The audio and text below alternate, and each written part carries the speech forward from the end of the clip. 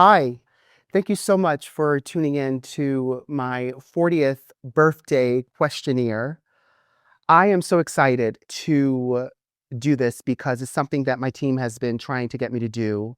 And I have been someone that has always shied away from the camera and not put myself out there because I've always been behind someone else's camera and supporting them in what they have going on. So as I've reached 40, it's time for me to put myself in front of the camera.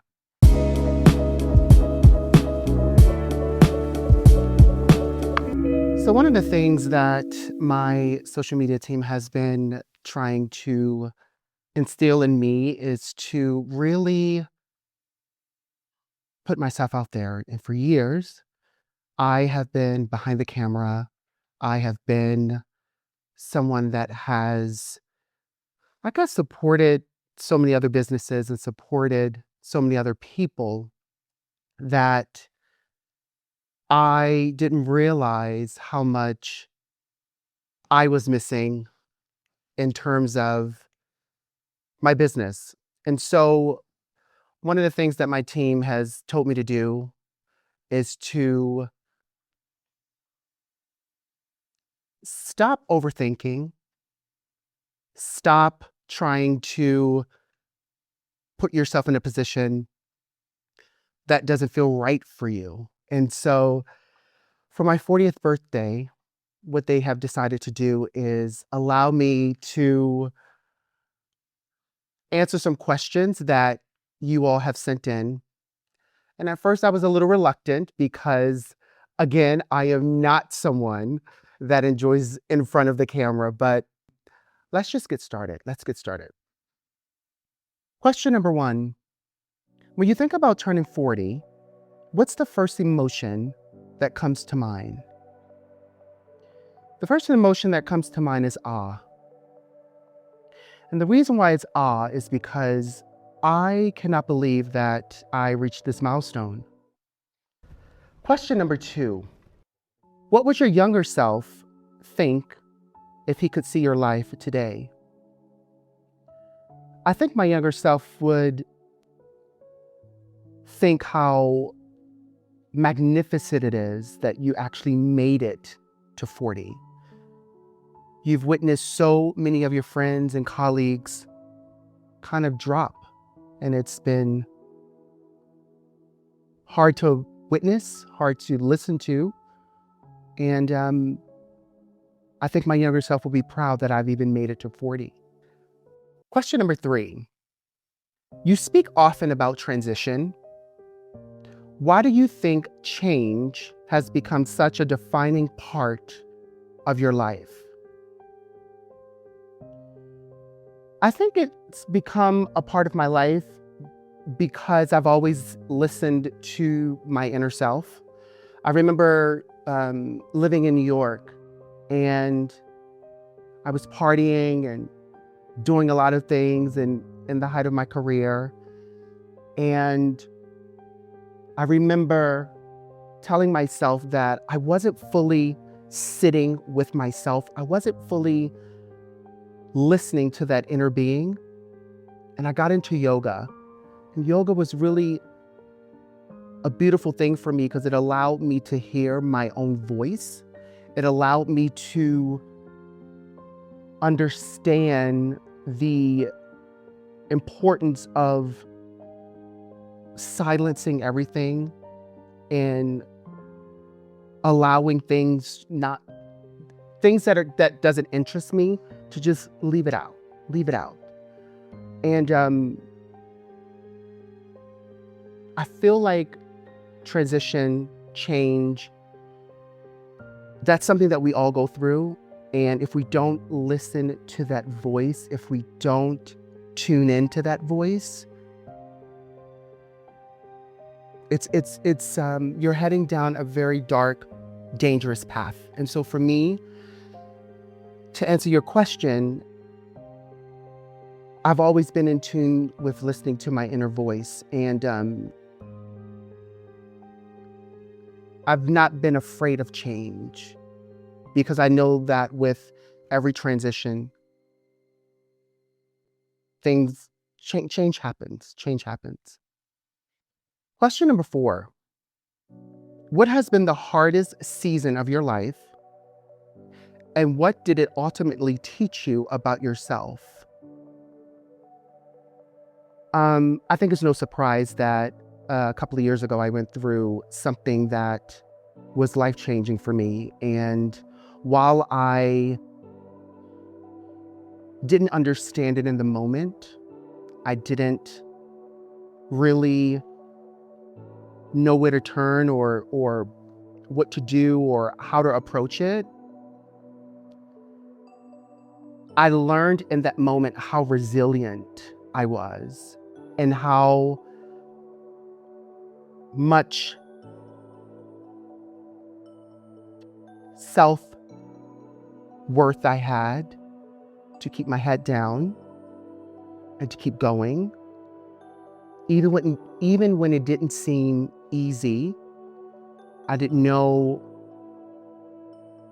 where life was going to take me. And a lot of times when you're in a situation, it's easy to latch out or be filled with so many emotions. But for me, I knew that keeping my head down, staying true to who I am, self-respect would be the right thing to do. So what I ultimately learned about myself is how resilient I was. How resilient I was. Question number 5. People often see the finished product. What's something people don't see about your journey behind the scenes? This is a tough question because I think we're now in a space of social media, and I think oftentimes people see the final product on social media and they don't see the struggle behind the scenes. They don't see the progress behind the scenes. They don't see what it takes to get to the final product. And oftentimes I find that that's the work.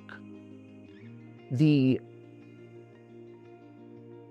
sleepless nights, the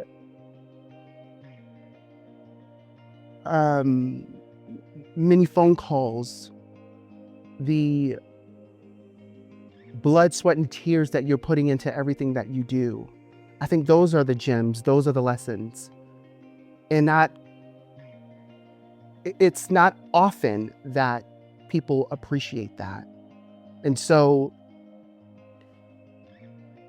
I think it's, to go back to the question, it's truly the blood, sweat, and tears that you put behind a project that people never really see and understand. But I will say that that is the work.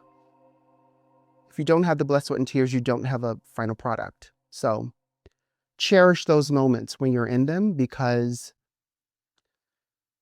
you'll appreciate them in the end, for sure. Question number 6. As your purpose and vision become clearer, were there parts of yourself that intentionally began to take a back seat, whether emotionally, physically, or personally? Well, I'm sure you all can tell that, reaching 40 hasn't been easy. So I definitely got a little bigger. So that took a back seat. Definitely have to work on that. But, I will say that because I was heavily into my businesses over the past 3 years, there have been things that took a back seat, and, that happens when you are so passionate about a journey and a businesses for that matter. And what I can say is that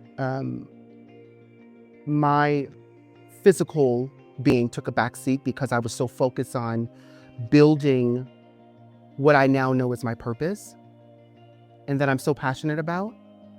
I think the vision is so clear now, and I'm so excited that I'm here now in this space, because I feel that I now hear more clear. I know that I'm on the right path, and it feels wonderful. It feels wonderful. So to go back to the question, I think emotionally I'm good. That physical thing, definitely, got to get on that treadmill. Question number 7. How do you balance ambition, privacy, relationships, and protecting your peace while continuing to build at such a high level creatively? I think over the years, I have learned to balance them all. I think privacy is important. I am a very, very private person, which is why I was so reluctant to even do something like this. Thank God that I do have a social media team now that pushes me to do this kind of thing.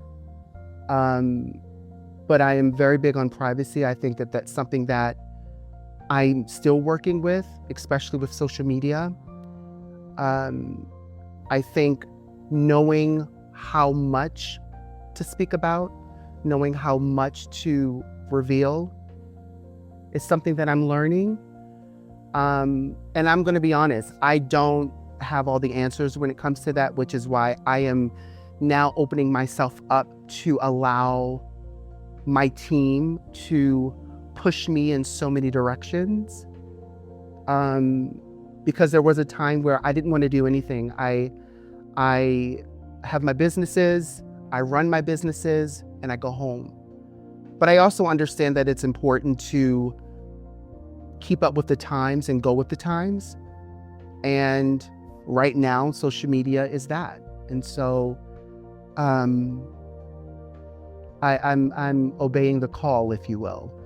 And I think it's important to protect your peace, because that's how you stay centered, grounded, and also you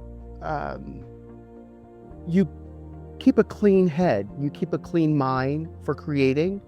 I am very, very, very big on energy.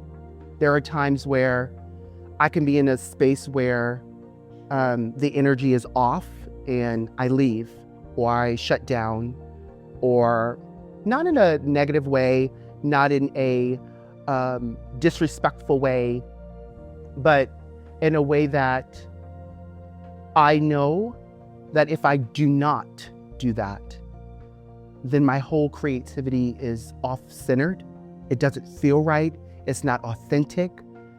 And for me, it's not something that I'm willing to do.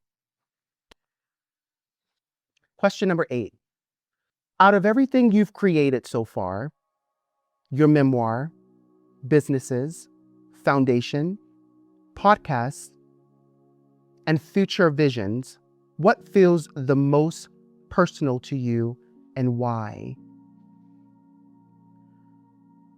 I think they all feel personal to me, but the one that I will say means the most to me is my foundation, JVB Cares Foundation. I am, as I've gotten older and now have reached 40, my foundation means the world to me, because I think that the future is in the hands of our youth. And I am very passionate about uplifting kids, children, and our youth to ensure that we, people in our 40s, have a better tomorrow. And I am all about instilling and empowering and helping them reach their full potential through the foundation, because it's through us that they have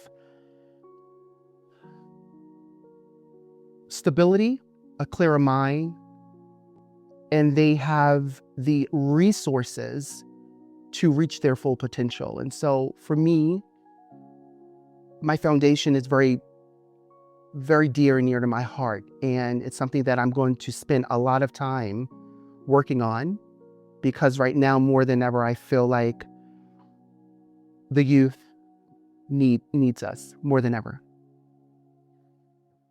Number 9, when you imagine yourself at 50, whoa, what do you hope exists in your life then that may not fully exist today?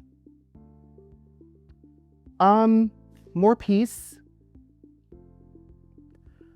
I want my businesses to be blooming and in a great spot. I truly hope that there will be an extension to my family, which we are currently working on. And I hope that I will continue to be of service, inspiration to others, because I feel like when we all come together and you bring your skill and you bring your skill and you bring your skill, it's a powerful thing when everyone brings their skills into one place. And that's where I hope to be at 50. I mean, I can't believe that was a question, because I can't look ahead of 2 days, let alone 10 years. Okay, my final question. When people walk away from this interview, what feeling or understanding do you hope stays with them?